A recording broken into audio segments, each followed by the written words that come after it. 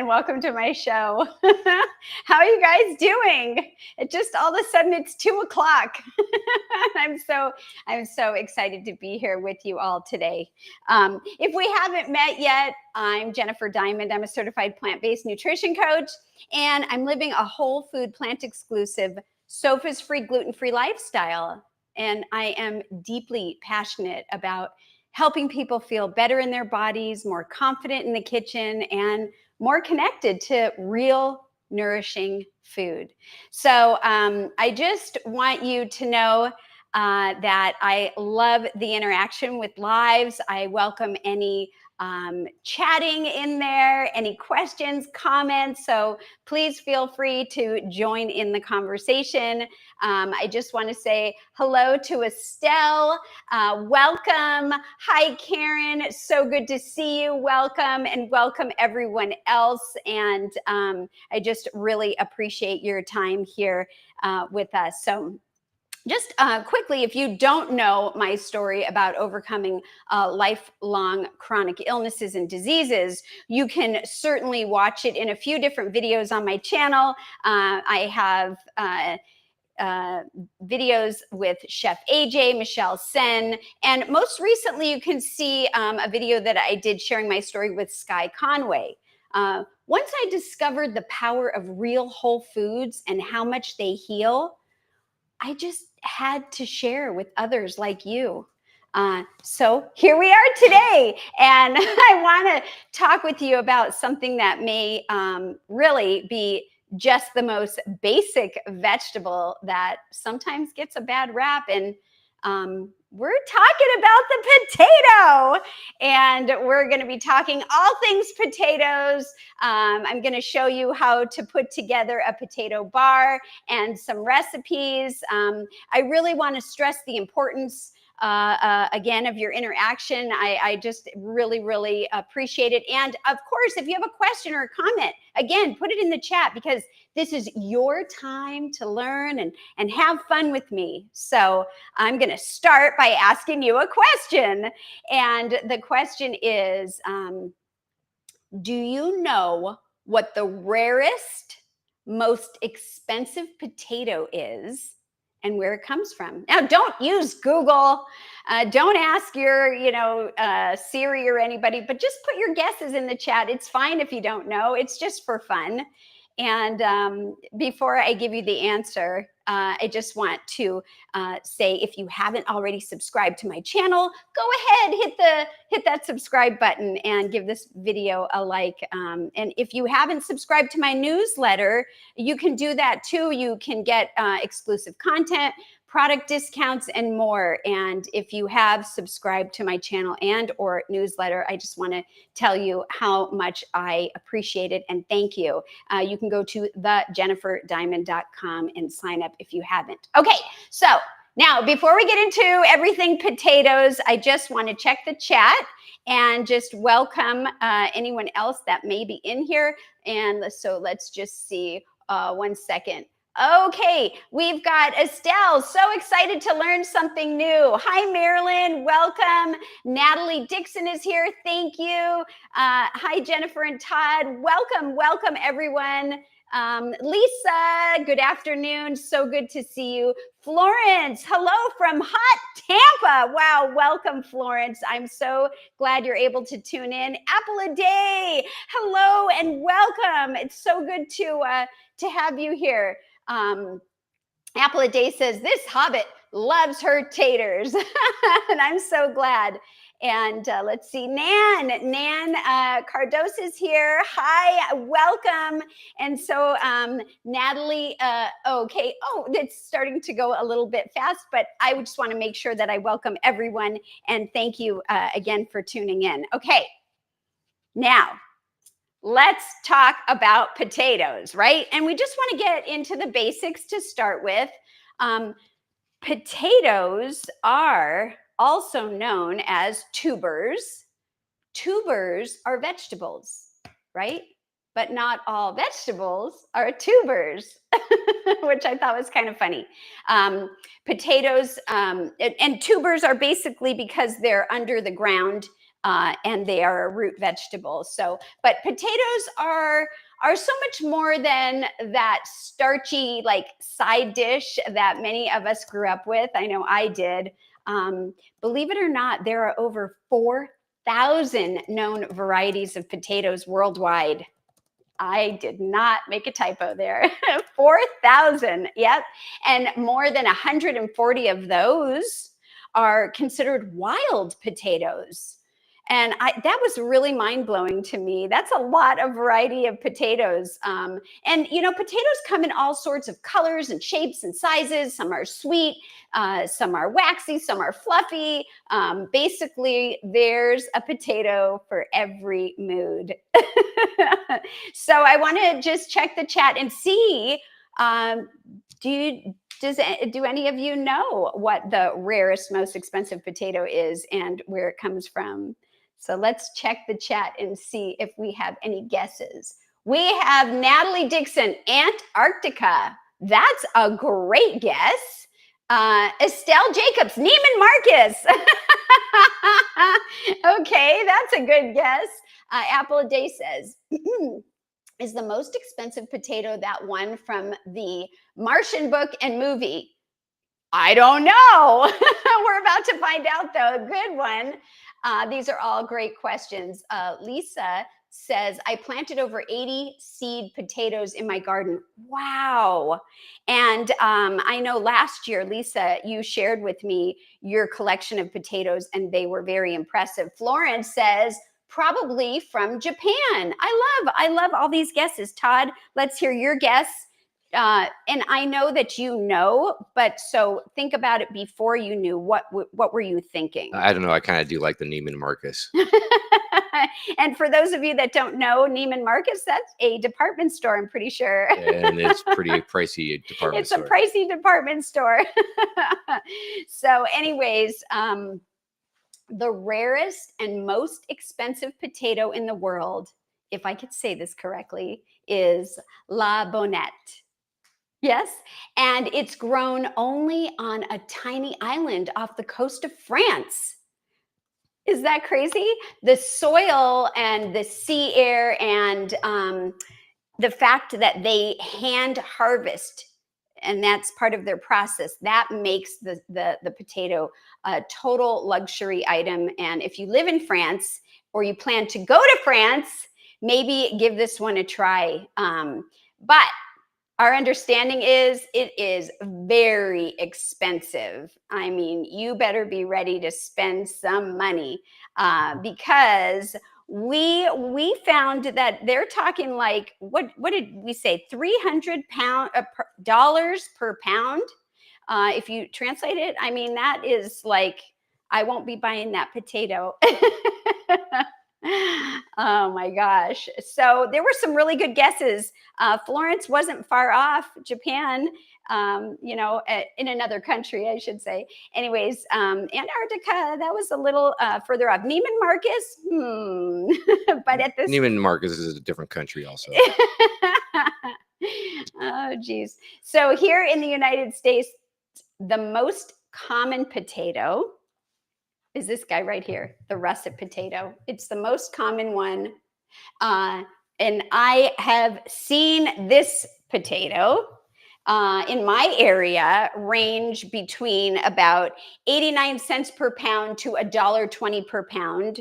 And that's for like a 5-pound bag. I mean, it ranges, but it's regardless, they are way more affordable than that French version we were just sharing about.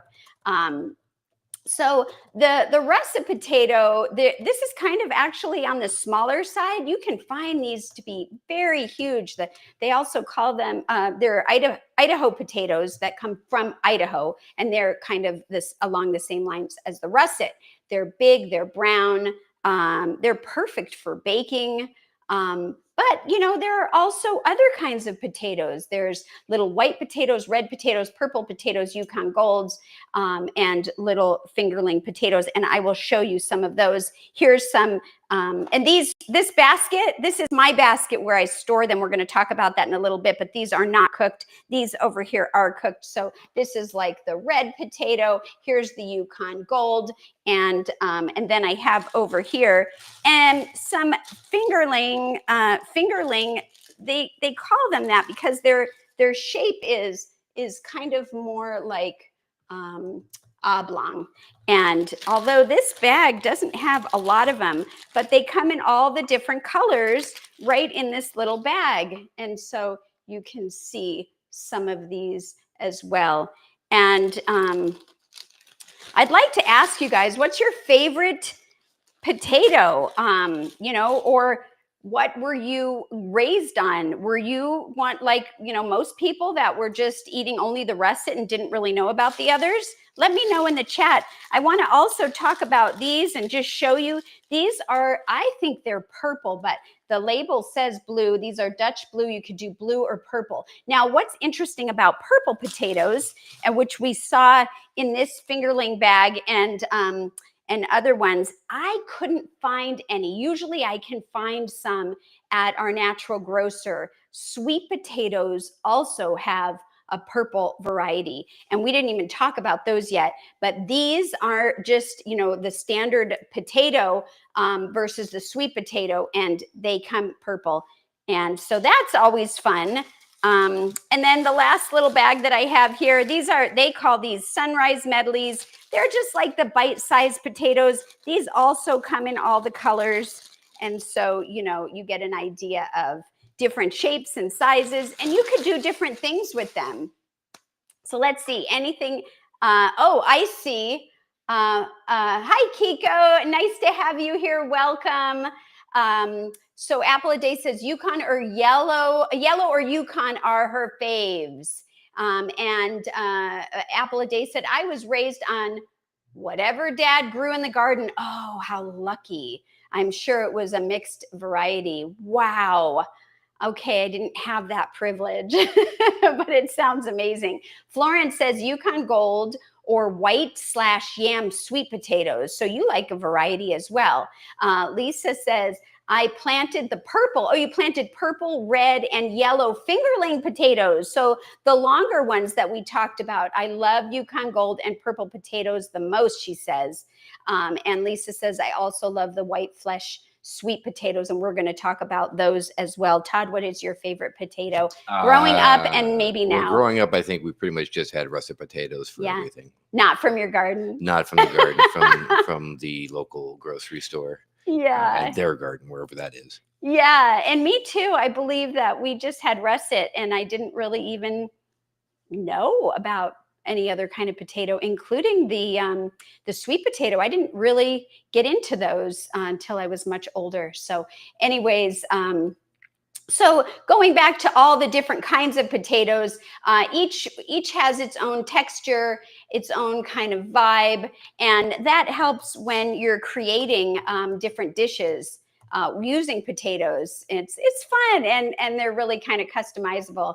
I like all the potatoes, but I do like the little ones for travel. I think that they're easy, and you could just pop them in your mouth. So anyways, let's talk a little bit about something that's a little crazy. Potatoes, did you know, didn't even grow in North America until the 1800s. I always thought they were just here forever with dinosaurs. Did you guys know that? Let me know in the chat. Did you have any idea? Because I never really gave it any thought. And then I just kind of assumed that they were always here. They've been here forever. It's just kind of a thing I guess I didn't really think about. But actually, potatoes are originally from the Andes Mountain region in South America. Indigenous people were cultivating them thousands of years ago, like way before they hit Europe or North America. And it wasn't until the 1500s that the Spanish explorers brought potatoes over to Europe. And then from there, they traveled across the globe to India and China and Japan. I know we had a guess about the expensive one in Japan, and even Africa, but they didn't arrive in the US and Canada until the 1800s. and they were brought over by Irish immigrants. So now they're like the most consumed vegetable in the world. It's kind of crazy. Can you believe that? So it's not surprising when you think about how hardy and adaptable they are. They grow in all different kinds of climates. You can store them easily, except for that luxury French potato. They're pretty affordable. So yeah, they're kind of humble and but I also kind of believe that they're like a rock star. Potatoes are. But the question I want to ask you is, are potatoes even healthy? Because the poor potato has had such a bad rap of being like the bad carb. They're like often lumped into that bad carb category. And so I want to clear that up. I'm here to share that the potato isn't to blame. What we're talking about, that whole potato, it's what we put on them. So anyways, I want to check the chat, see what's going on in here. And let's see. Oh, Kiko, did you know about mountain potatoes? Yamamo, and I'm sure I butchered that. I love that. You can eat it raw and super easy to digest. I did not know about that. And thank you for sharing that. And Kiko comes in from Japan. So that's pretty cool. I do know that there is a potato that you don't want to go eating raw on the white potatoes, but sweet potatoes raw are edible. And that's also really cool. So anyways, going back to, talking about the bad carb category, well, when we're talking about a whole potato, you can bake them and steam them and air fry them. You can mash them.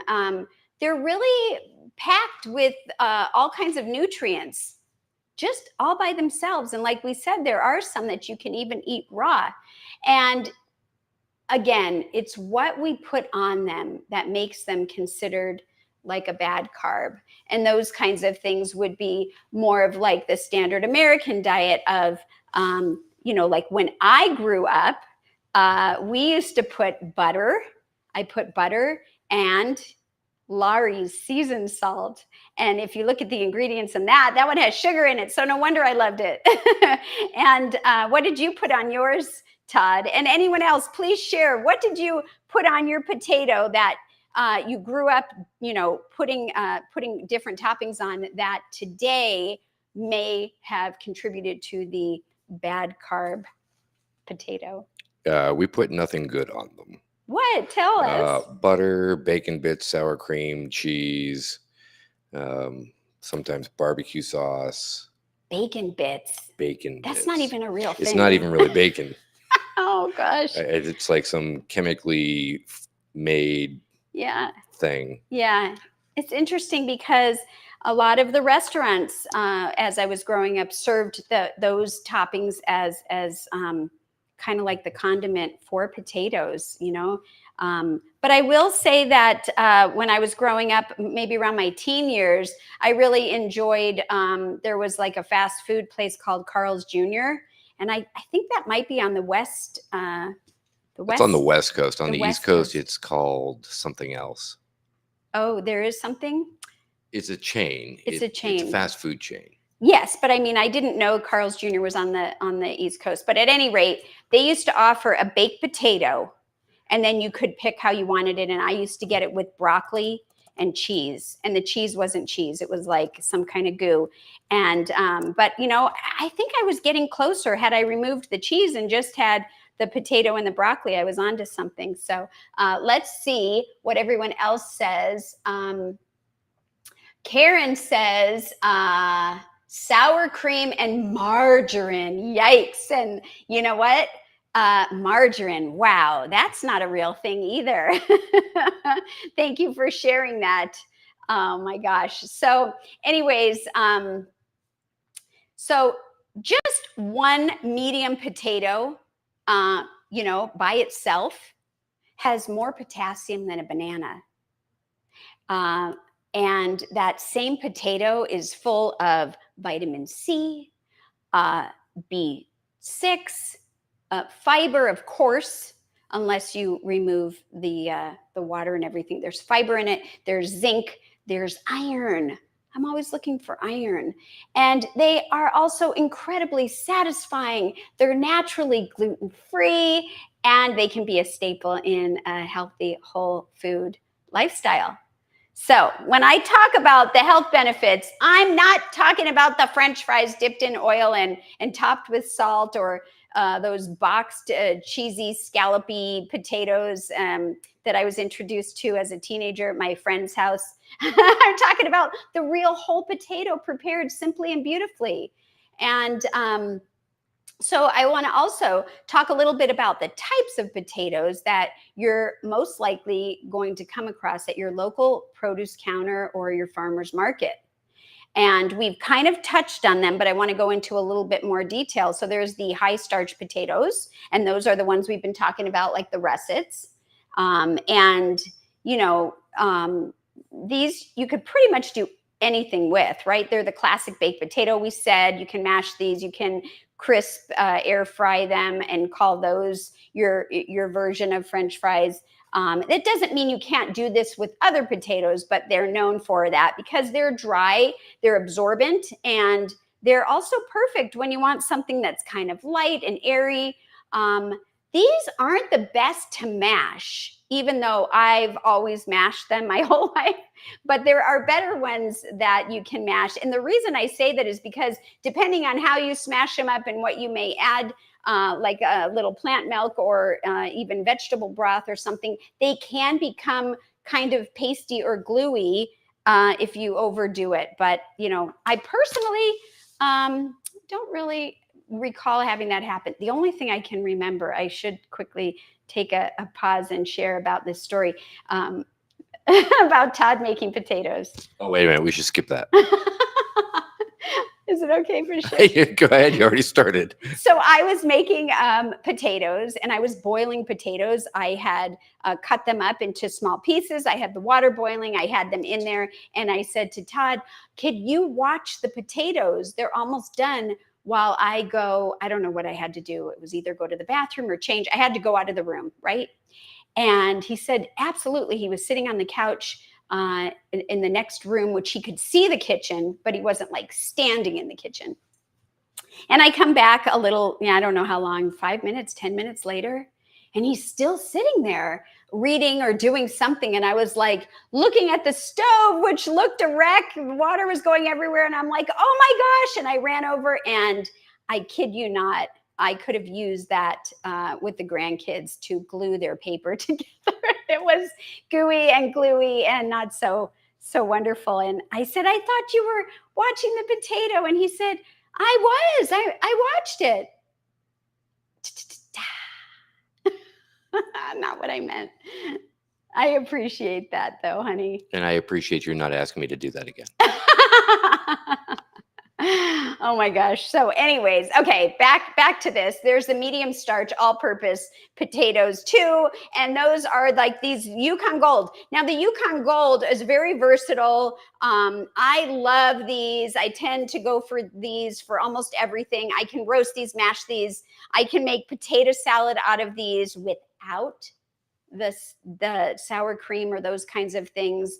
There are all kinds of recipes in the whole food plant-based world that are healthy versions of potato salad. I could even air fry these.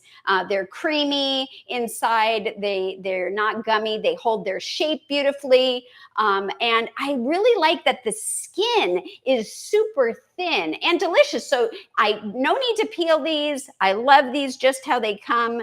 And so those are ones that I go to. Then there's the low starchy ones, or they call them the waxy ones, although I don't see any wax. These are like the Red Bliss or the new potatoes, which are just like a smaller one. And these guys hold together really, really well. So they're great in dishes where you want the potato to stay intact. These are also really great in potato salad or in stews. But they don't mash as nicely. They don't get super crispy. Although again, I use them all for everything. But we mentioned the purple and blue potatoes, and those are over here. I've got a couple that are cooked. This is a purple potato. These are gorgeous varieties, and they're packed with antioxidants called anthocyanins.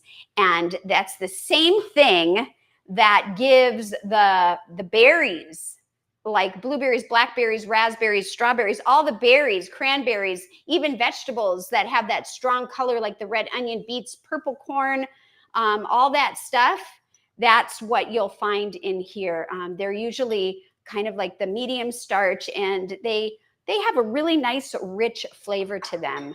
And then there's the white potato. Those are the milder, thinner skinned, somewhat, I guess, between the waxy and the starchy. They're a decent all-purpose potato, but they don't brown as well when they're air fried or baked. And so the new potato, I don't even know if I have any of the new potatoes. They're not new, like they've only been invented 10 years ago or just harvested an hour ago. They're like the little baby versions of the full-grown potatoes, and sometimes they're called new potatoes. This is actually the fingerling that I'm holding up. But they're super tender, super sweet. They're perfect for roasting. And then we will talk, I guess, about the fingerlings. Aren't these guys adorable? They're thin and they're cute. No peeling. You just roast them or steam them, toss them in a salad, take them on an airplane, throw them anywhere that you want. I even like to slice them up a little bit, not all the way through, and then I can put some hummus and then put them in the oven, bake them up a little bit. And you could do that with any of them. There's a recipe that Jane Esselstyn has, and she calls them the armadillo potatoes. They're amazing. I'm trying to think if that's in her Plant-Powered Woman Warrior cookbook. I can't recall, but anyways, they're really good. And so let's just see. Apple a Day says, new potatoes are the microgreens of tubers. I love that. I love that. That is fantastic. And we all know that microgreens are amazing for us. So I love that. Now, sweet potatoes deserve a shout out too. Okay, let's talk a little bit about sweet potatoes. Now, sweet potatoes and yams are not related. Did you make sure that we checked the chat for anyone that answered anything prior before I get into the sweet potatoes? Are we good? You're still? good. Okay, Start talking sweet potatoes. Oh, okay. So sweet potatoes and yams are not related. They're botanically different. They come from different plant species. And I thought that was interesting. Here are some different sweet potatoes that I have that are not cooked, and we're going to talk about those. I've got a few here that are cooked. And they're really fun. So the potatoes are these sweet potatoes are what are called nightshades. If you've ever heard of that, some people try to avoid nightshades for different reasons, but they're in a different category. And the sweet potato belongs to the morning glory family. Yes, that's actually a real thing. Now, yams, they're their own yam family, right? So sometimes in the United States, because that's where we are, and that's why I reference it, sweet potatoes are marked as yams, okay, which just makes it more confusing because they're different. So if you're looking for yams, make sure you're actually buying yams. Now, sweet potatoes are sweeter and softer with a smoother skin that can range from red to orange. Yams are generally starchier. They're drier with a rough bark-like skin, and they have a less sweet flavor. They're very, very different. Now, yams have a drier, starchier flesh that is firm even after you cook it, while the sweet potatoes are the softer, more moist flesh that can range from the creamy to slightly stringy when you cook them. So I only bought the potatoes that I could find this time at my store, and I did go to a few different ones, but hopefully next time you're in your store, you'll be able to to either ask the produce guy who put them on the shelves, especially if everything's marked as the same, which one is which, or maybe just know that yams can be, they're kind of like more like a cylinder, and they grow to be very large. I even read where they can sometimes grow up to 100 pounds. Now, they don't carry those in our store. Sweet potatoes are more tapered, and they're typically smaller. Sweet potatoes are actually more nutritious than yams. Did you know that? Because why? Well, they are rich in beta carotene, calcium, potassium, vitamins A and C. Now, that doesn't mean that yams aren't good for you at all. They are, and they contain potassium and manganese and vitamin C and B6. So just basically what I want to say is, if you're looking for a sweeter, softer tuber with a smooth reddish skin, then you're likely looking for a sweet potato. If you're after a starchier, drier tuber with a rough brown kind of skin, then you're probably looking for a yam. As for sweet potatoes, the most common variety is the orange fleshy ones, like the garnet as an example. But there are also white, yellow, even purple ones. And I usually buy the purple ones. I mentioned earlier, our store was out of them this time, so I don't have those. Sweet potatoes get sweeter as they cook, and that's thanks to a natural enzyme, especially if you're roasting them slowly. So I want to talk a little bit about the way that I sometimes cheat to figure out what potato I really want to buy. And so especially with the sweet potatoes. Now, this is a white sweet potato. This one is fantastic if you want to use it for whole food plant-based desserts. You can pair it with nice cream. Sweet potatoes, again, I said you can eat raw, you can cook these. And then there are two different ones here. One is the Japanese, and one is the garnet. But sometimes I'm trying to figure out, well, which one is the Japanese, like, for example, and maybe I can't tell. Or sometimes they call them the Jersey. They call them the Jersey potato. So I can take my nail and I'll just scrape the skin a little bit and just see what color is underneath there. Now, this one is the orange one. So this is the garnet, right? Now, if I scratch this one, if it's white underneath, that is the Japanese. So look at that. Can you see the difference in the color there?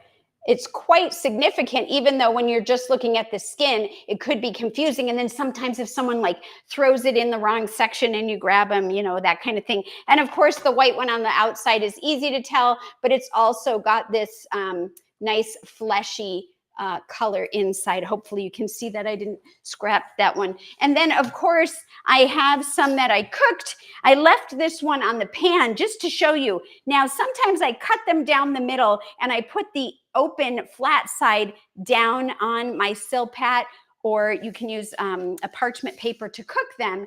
And what happens over time with the sweet potato is that the sugars, the natural sugars, come out and they caramelize and they make this delicious, wonderful kind of treat. Now, I didn't cut them this time, but I left this one purposely on the pan to show you. Let's see if I can do this. Let's see, I'm just gonna put it right on top of these for a minute. That there is, yep, it's coming off. Do you see that? Oh, this one kind of came off because it's not piping hot, obviously. But I do want to show you, even when it's piping hot, you see this? You see this? This is what comes off. And it is not to be wasted. This is like caramel. It's so good. It's chewy. And it's a treat. And it's the sweetness. So even though I didn't cut that one open in half, it still leaked out a little bit. And as long as it doesn't burn, it's a nice little treat for whoever's doing the job of cooking them. Now, you want to make sure that you cut the ends off or poke them with a fork or cut them in half. And that goes for any potato. And why is that? Because they can explode. And that's happened to me before, and I learned my lesson. So I just wanted to share that. Boy, am I enjoying this little goodie I just got. I'm enjoying watching you enjoy it. I'm sorry, I should have shared that. No, that's okay. I'll get some after we're off. Okay. Okay, so how to choose your spuds when you're in the store. I thought we would go over that. But I do want to ask if anyone has any questions or any comments that were fun. Whoops, where'd that go? Karen says, I like to put blueberries and carob powder on the sweet potatoes. Yes, that's really good. And you know what I have over here is I have cinnamon and banana that I sometimes would cut open or, cut this open and cut it into pieces and put it on a sweet potato as well. There are so many delicious things that you can do. And I love the idea of the blueberries and the carob powder. Yum. Apple a day. My dog loves sweet potatoes too. Now, Remy likes sweet potatoes. He's not crazy about them, although he does eat them when we cook them and put them in his food, but he likes them dehydrated.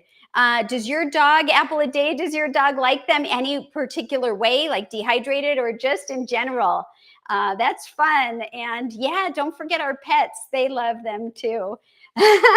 So let's see. Oh, okay. So, so when you're picking out your potato at the store, you're going to want to look for ones that have like the smooth skin. You don't want to get any that have like soft spots on them or little sprouts or green patches. I don't have any like that right now. I was actually looking to see if I could show some for an example, but it looks like it's sprouting like roots, and sometimes you'll peel it and it'll look like a little bit of green underneath. That's a sign that that they're on their way out, right? They're past their prime. And so maybe get yourself some new potatoes. Okay, so now this is kind of cool. Once the potatoes are harvested, they're usually cured. And that just means that they're stored at like a warmish, humid temperature for a couple of weeks to kind of toughen them up and heal any bumps or scrapes. But after that, then they can last for months if stored properly. Now, I don't know if that's the same when you get them from the farmer's market, and I definitely don't know how that is when you grow them yourselves. Now, I know Lisa's in the chat if you're still here. Do you do any curing to the potatoes when you pick them? I would love to know that. Now, while we're waiting, I just want to share a quick tip. Don't refrigerate your potatoes. Not until they're cooked. You don't want to bring potatoes home and refrigerate them raw because the cold temperatures can actually turn the starches into sugar, and then it actually messes with the texture. So you're going to want to store them in a cool, dark, dry place like a pantry or a cupboard. Now, unless you're in Arizona, I got this container here. This is my potato. This is actually my potato basket, and I do keep these in our pantry. But our pantry isn't. It's dark and it's dry, but it's not cool. So I got to be careful in the summer, and always looking for a new place. But I do keep that in mind. Now you want to keep them away from storing onions. I store my onions in the cabinet. And when I first learned not to store the potatoes in the drawer in the refrigerator, because growing up, my mom did. She put everything. I think we put everything, even peanut butter. Everything went in the refrigerator. It seems like, and so I started to put them together, and that was not good because the onions release natural gases, and the potatoes release natural gases. And together they cause each other to spoil faster. So, yes. Oh, okay. So Lisa, yes, she's here still, and she answered.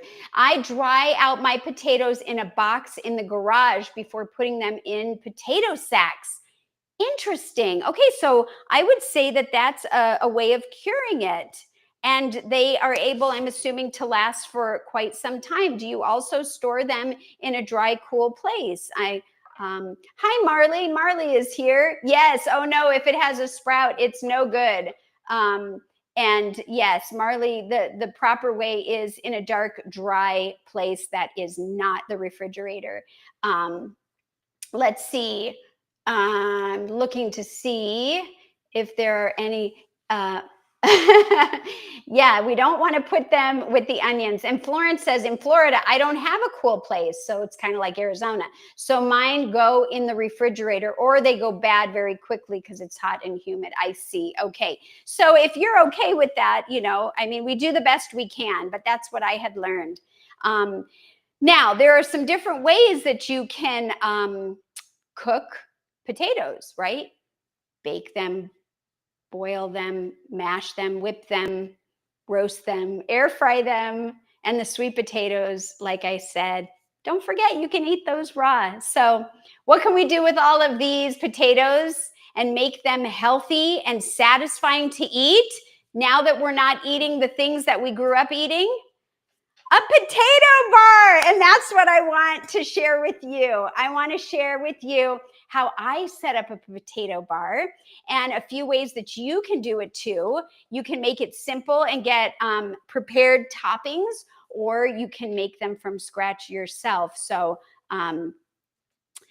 let's see. So I know we shared about how we grew up, eating potatoes, but and we shared about what people put on them. And I also am going to share how you can replace that and still have a wonderful thing here. Okay.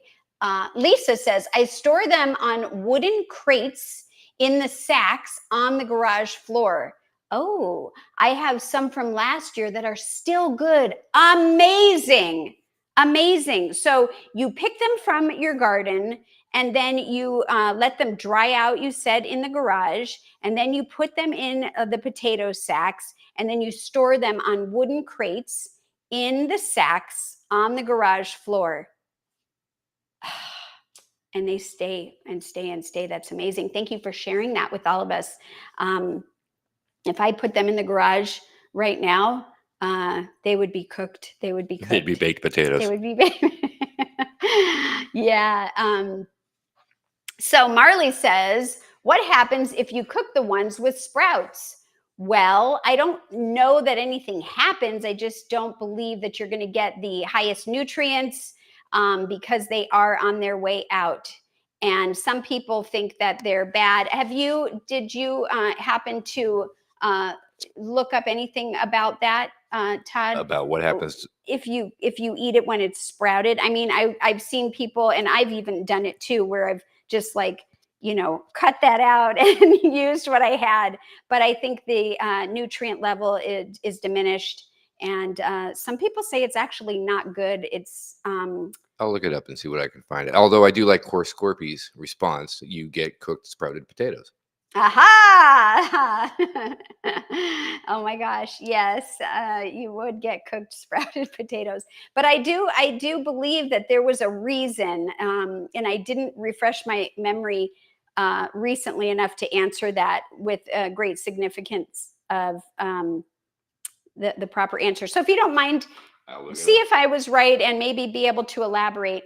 Florence says, in France, we keep them under the stone staircase with dirt on them, and we had them all winter, but it was always cold there. Wow, I love it. Can you imagine a stone staircase? That sounds really, really cool. Oh, Karen says salmon. Is that salmon poisoning? I thought there was something that was not good, but I didn't want to say that. Oh, go ahead, Todd. So just a quick Google search says sprouted potatoes can be eaten, but with some precaution. Yeah. If the potato is still firm and not shriveled and the sprouts are small, you can remove the sprouts and eat the rest of the potato. However, if the sprouts are large and the potato is shriveled or has green patches, it's best to discard the potato, and that is because at that point they contain higher levels of a really long word, which is a natural toxin. Okay, so Karen in the chat says it's a poison. And I thought that it was diminishing and not good, but I didn't want to say that. So yeah, Yeah. toxic. And Yeah. consuming large amounts of glycoalkaloids. That's the long word. Okay. Glycoalkaloids She can said, cause symptoms like nausea, vomiting, diarrhea, and even fever. wow, who So knew? don't eat sprouted potatoes Or if they're green. shrivelly or Or green. green. And Karen is saying Solian Solanin. poisoning. Solian? Solanin. Solanin. Now, what is solanin poisoning? Can you look that up? Boy, I'm really having him do his work, guys. And thank you, Karen, for sharing that. And Todd, thank you for looking that up. Yeah, so maybe that's the time to go for a walk if the weather permits, or ride your bike over to the store or the farmer's market, or drive if you need to, and buy yourself, treat yourself for something that's delicious and a lot more fresh. Or if you're like Lisa, you could just walk over to your garage and get some. Lisa says, I eat sprouted potatoes a lot as long as they're firm. Okay. And when they're soft, I put them aside to use as seed potatoes. So you can take those to grow more potatoes. Aha. I love that. Okay. The green color. It's the green color is what Karen says. And Core Scorpy says, okay. Everybody's talking about the poisoning. Lisa, I don't ever eat green potatoes. Yeah, I mean, the Green Eggs and Ham book by Dr. Oh my God. Oh my gosh. Why did I forget his name? Dr. Seuss. For God's sake, we share a birthday. Anyways, hi, Jill. You were busy and you'll watch the replay. Well, cool. Go ahead. Did you want to say the last thing? And then I'm going to share about Yes. this. So when you eat the sprouts, and you shouldn't. You want to come up here? People might want to see you. Yeah, and when Come you do that and you get these symptoms, that is correct. It is solanine poisoning. Solanin. Solanine. Solanin poisoning. So everybody just go and get some fresh potatoes. And now we understand why we need to store them properly and eat them when they're in their best prime condition, so that they can be enjoyable, nutritious, and not toxic or poisonous after all of that effort, right? You want to make sure that they're in a good way.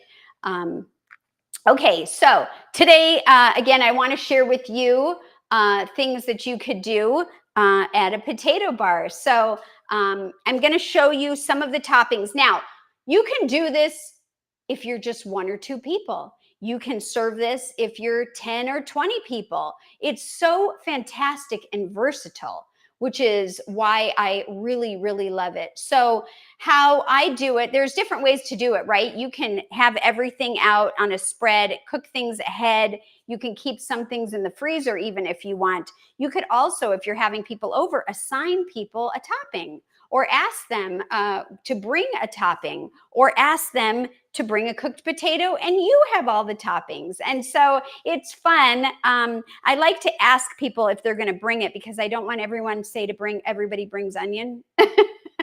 And I also want to make sure that it's a whole food plant-based topping. So I have a very small area to show you, but I like to have the potatoes cooked and either on a tray, fresh, hot, or I'll take them out of the oven and I'll put them here, and people can come and get their plate and grab a potato. And I am actually going to make one to show you. So let me move this over and grab a potato.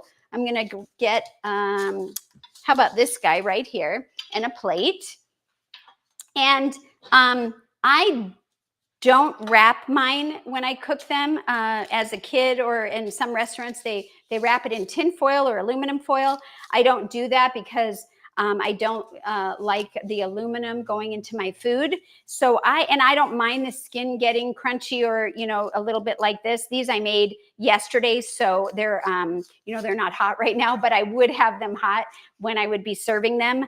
Also, if you really want the skin soft, then I would say wrap it in parchment paper and then wrap it in the aluminum foil if you want. I've done that before too. Or you can put it in like a Pyrex dish and then put parchment paper over the whole thing and then the aluminum foil over the whole thing, and that will keep the moisture and everything in there. Okay, so let's say we have our potato, right? And I am gonna go ahead and get a fork. Now, something that's really fun to do, I like to do this. I just like to smash it down a little bit because I am gonna load this puppy up. And I'm going to show you some of the toppings. Now, I like to put everything in little tiny bowls. Have fun with it. You don't want to make a bunch of dirty bowls? That's fine. You can take like even something like a really pretty cutting board, which I use sometimes, and you can make rows of the different types of toppings. That's always fun too. So you can do the baked potato. You could do this on mashed. You could do it air fried. I did do some air fry. I use this air fryer right here. So what I did was I cooked the potato ahead of time. I had it sitting in the refrigerator overnight, cut it up, and just put it in there. And then it actually does brown it, and it is kind of like a French fry. And I can put my cheesy desert sauce. Yes, I have that. But you can also do mashed potatoes any way you want. So your potato bar is decide how you want to have your potatoes, and then you have your toppings. So I'm going to talk about the different toppings that I have. And so the first thing that I'm going to do is I have something that I call kickin' quinoa chili. And I do have a recipe for this. I don't have the recipes available. I can tell you what's in it. I am hoping to come out with all the recipes in an ebook, hopefully at some point in the future. I can't say exactly when, but this has everything from diced onions and carrots and celery, bell peppers. You can really pick whatever kind of vegetable that you like that you think would go good in a chili. And then I have different beans. I have black beans and kidney beans, but you can use any kind of beans that you like. And then I like to spice it up with some serrano pepper. So we've got that in here. And then corn, quinoa, some seasonings and so forth. I put it in an Instant Pot and there you go. Now, what if you're like, I don't have time to make that? Well, you can just take some, let me just put this down. You can just take some canned beans and some tomato out of a can. These are all no salt, organic. This is the fire roasted, no salt added diced tomatoes. These are Westbrow kidney beans and black beans. They're both organic. I really like the Eden brand because it's in the kombu seaweed as the filler, the liquid. And, you know, you could just kind of heat that up together and call it chili. It doesn't have to get complicated. Another thing that's really good, if you guys are familiar with Plant Strong, you could get any of their, you know, chilies. This is a chili creamy white bean. It's all plant-based. This is actually a chickpea stew. But if you're going to go and buy a store-bought, I would just urge you to check and make sure that you know what's in it, the ingredients. And so anyways, we're going to go ahead and take our chili. Oh, and I want to say one more thing. When you're setting up things, I'm just going to go ahead and load this up. Look at this. Doesn't this look good? You're going to want to, well, I like to make sure that I have fun spoons. Like I collect spoons. Look at all these fun little spoons I've got. And so they're all mismatched and they're fun. I've got, you know, these just from different places. Some of these are from Japan, some are from here, and some have like little birds on them. And then I would just, you know, like to fill everything so that there's a scoop, you know. And I even have some forks so I can put stuff in. And so I encourage you, if it's something long, I've got like this long one that I'm going to be putting in this guy right here. And so some of the toppings that I have, I want to make sure that you can see that, is we have the chili as the base. And then I have the cheesy desert sauce. And I also have salsa. And let me just see if I can. Okay, so this sauce is made out of carrots, potatoes that are cooked, onion, some bell pepper, and some other turmeric and seasonings and stuff. And I swear it's like cheese. So when I make it, I have it, and that's what it looks like overnight. Kind of thick. It thickens up, not exactly how I want it. But if I take it out and I want to reheat it, I just add some water, or you can add some broth. And look at that. Nice. Nice. So if you're missing that kind of feeling, go ahead and get your cheesy does it sauce. And there you go. I have that. And then maybe you're going to want to have some cooked things. I have raw onions and I have raw mushrooms. Some people don't like raw mushrooms. Well, I went ahead and dry sauteed onions and mushrooms here. I did it, and I just used the vegetable, put a lid on it. I didn't add any oil or anything. You can add garlic if you want. And then we go ahead and we can add that to the potato, right? So look at that. We can do that. And then I also did the same thing with bell peppers. So I've got yellow and red, and I cooked them on the stove, but I also have some that are raw, and I can put that right on there.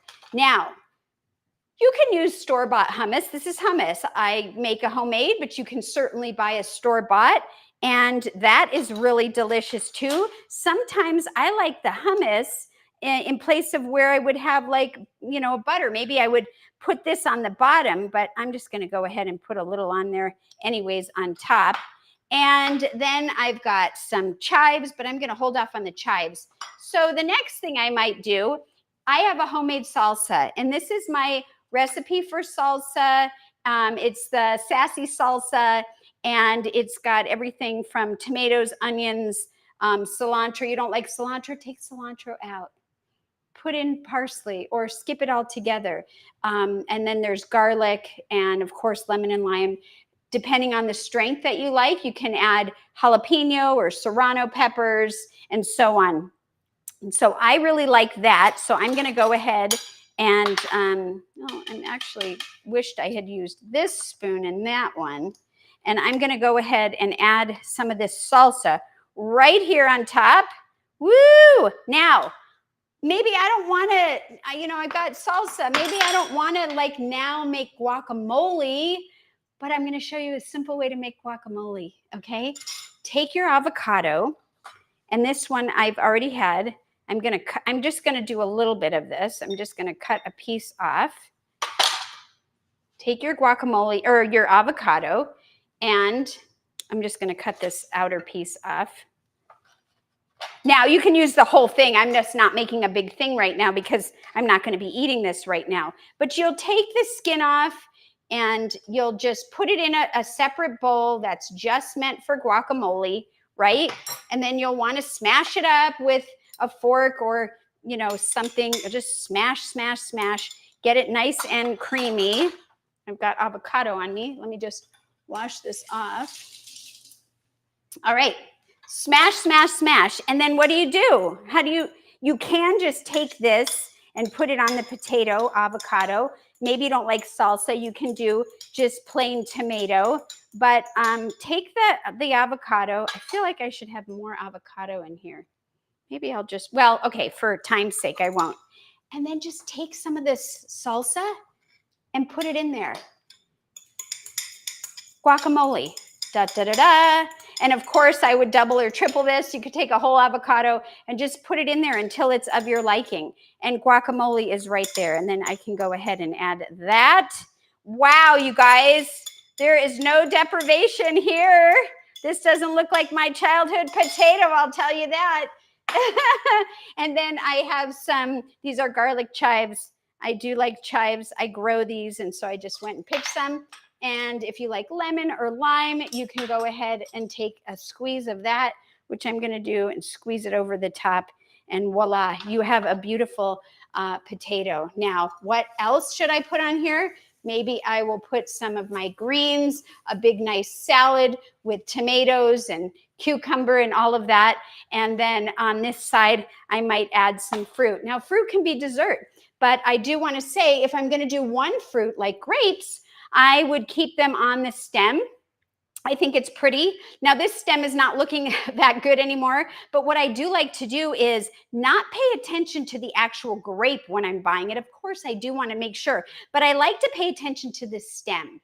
Is the stem all dried out and not looking so good like this one? Or is it green and has life to it, which means it wasn't picked that long ago? Then I would pick that one, and then I could use that. But if you want to mix it up and have a fruit salad, then think of the colors. So here's some apple and some blueberries. We can just put right here on the side, or you can get out the next sweet potato, right, we talked about, and do banana and some cinnamon. You could even do, oh my gosh, I just tried the Date Ladies chocolate syrup.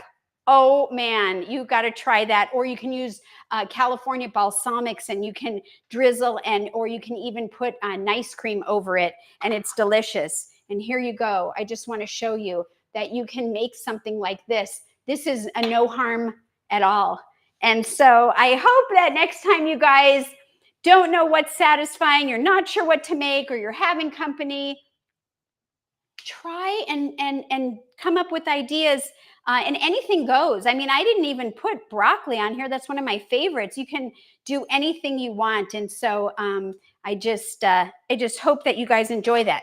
Last, I forgot to share.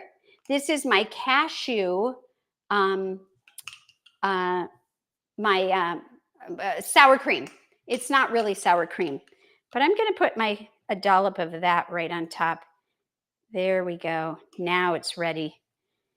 And maybe a few more of these just to, there we go. Hey, there we go. Now I feel like it's official. What do you guys think? Any questions, any comments? I would love to hear from you. I'm going to check the chat. Deborah says, ooh, I want to try the Date Lady chocolate. Yes. And I think, we may or may not have a link. I can, if we do, we'll put it on at the end. I'm not sure if we do. And hello, Deborah. So glad to have you here. So, oh, Karen says, yummy presentation. Thank you so much. I really do hope that this inspires you now. You know, even if you were already eating potatoes, maybe you learned something more about potatoes, or you'll be reminded, hey, I haven't done something like that. There's a lot of protein involved here. I know that's a big buzzword, but the lentil chilies, black beans, pinto beans, chickpeas, you know, tofu. You could do tempeh crumbles and make tofu bacon and all kinds of things that are comforting foods that are delicious, and hopefully will satisfy you the way they satisfy me. So just want to say to everyone, don't forget to eat your greens, and please give plants a chance. I really appreciate your time, everyone. Thank you so much. We will see you next time. Take care. I got to get busy eating this.